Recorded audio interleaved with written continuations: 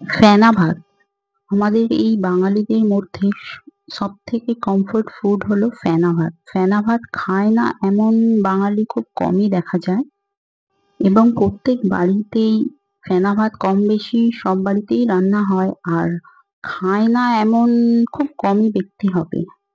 তো আজ আমি এই রেসিপিটি নিয়ে চলে এসেছি যে ফেনা ভাত কিভাবে তৈরি হয়। আসুন তাহলে আমার রান্নাঘরে দেখা যাক কিভাবে আমি এই রেসিপিটি তৈরি করছি। তো আমি এখানে নিয়ে নিয়েছি ১ কাপ পরিমাণ গোবিন্দভোগ চাল। এটাকে আমি ৩-৪ বার ভালোভাবে পানি পাল্টিয়ে পাল্টিয়ে চালটাকে ধুয়ে নেব। যখন চালের মধ্যে থেকে আর কোনো ঘোলা জল বেরোবে না, তখন আমি বুঝতে পারবো যে পরিষ্কার হয়ে গেছে চালটা। চালটাকে ভালোভাবে ওয়াশ করে নেওয়ার পর আমরা ১ কাপ জল এর মধ্যে অ্যাড করে চালের মধ্যে আমরা ১৫ থেকে ২০ মিনিট চালটাকে ভিজিয়ে রেখে দেব। তো আমরা এবার ২০ মিনিট পর ফিরে এসেছি। আমাদের চালটা রেডি রান্নার জন্য। তো আসুন দেখা যাক কিভাবে রেসিপিটি তৈরি করি আমি আমার নিজের মতো। তো আসুন। তো রান্নার জন্য রেডি। আমি কিছু পরিমাণ এখানে জল হাঁড়ির মধ্যে দিয়ে দিয়েছি। তারপর এর মধ্যে আমরা অ্যাড করব সামান্য পরিমাণে নুন। জলটা কিছুক্ষণ আমরা গরম করে নিয়েছি। তারপরে আমরা নুন অ্যাড করলাম। আর একটা কাঁচা লঙ্কা আমরা এর মধ্যে অ্যাড করব। কারণ কাঁচা লঙ্কার ফ্লেভারটা ভাতের মধ্যে দিলে আমাদের খেতে খুব আরো বাড়িয়ে দেবে টেস্টটা। তার জন্য একটা কাঁচা লঙ্কা দিয়েছি ফাটিয়ে। যতটা জল গরম করার আমরা করে নিয়েছি। এবারে আমরা আগে থেকে ভিজিয়ে রাখা গোবিন্দভোগ চালটা জলের সঙ্গে অ্যাড করে দেব। আমি এই চালের মধ্যে একটা কাঁচা লঙ্কা অ্যাড করেছি।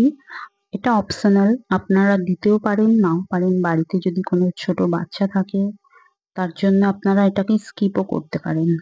তো আমি ১৫ থেকে ২০ মিনিট চালটাকে ফুটতে দেব। ঢাকনা চাপা দিয়ে আমি ফিরে আসছি। ১০ মিনিট পর আমরা ফের দেখতে এলাম যে চালটা কতটা ফুটেছে। তো আমাদের ভাতটা এই পর্যায়ে এসেছে। দেখতে পাচ্ছেন আরো ১০ মিনিট আমরা ওয়েট করব। আমরা এই পর্যায়ে এসে দেখছি যে চালটা প্রপার সেদ্ধ হয়ে গিয়েছে। আমাদের মোটামুটি রান্না কমপ্লিটের দিকে। তো আমরা এবারে পরিবেশন করার জন্য রেডি। ফেনা ভাত মানে আলু তো দরকারি। তো আমি একটা মিডিয়াম সাইজের আলু নিয়ে নিয়েছি। এটাকে ভালো করে আমরা সেদ্ধ আলুকে মেখে নেব। সেদ্ধটাকে মাখার জন্য আমরা এখানে নিয়ে নিয়েছি অল্প পরিমাণে পেঁয়াজ কুচি আর লঙ্কা কুচি। তার সঙ্গে সামান্য পরিমাণ নুন দিয়ে আমরা ভালো করে আলুটাকে মেখে নেব। এরকম গরম গরম আলু মাখা পেঁয়াজ কুচি লঙ্কা কুচি দিয়ে আর তার সঙ্গে যদি হয় ডিম সেদ্ধ, আহাহাহা! কত যে টেস্ট লাগবে তার নেই ঠিক। বিরিয়ানি, পোলাও সব ছেড়ে এটি সবাই খাবে। তো আমাদের অলমোস্ট রেডি হয়ে গেছে আলু সেদ্ধ। আমাদের বাঙালিদের সবথেকে প্রিয় খাবার হলো এই ফেনা ভাত।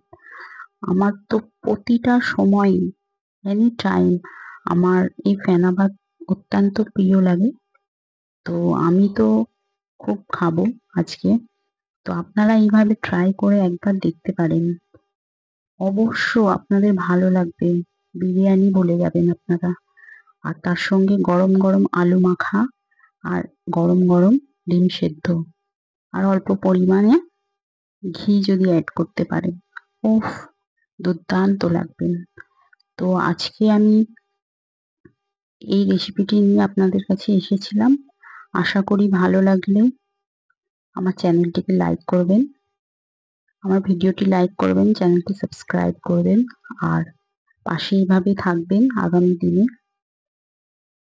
আমি অতি সহজ রেসিপি নিয়ে আপনাদের সামনে হাজির হব। তো দেখুন আমার অলমোস্ট রেডি হয়ে গেছে পরিবেশন করার জন্যে। আপনারা ভাবছেন কি? একবার ট্রাই করে দেখুন।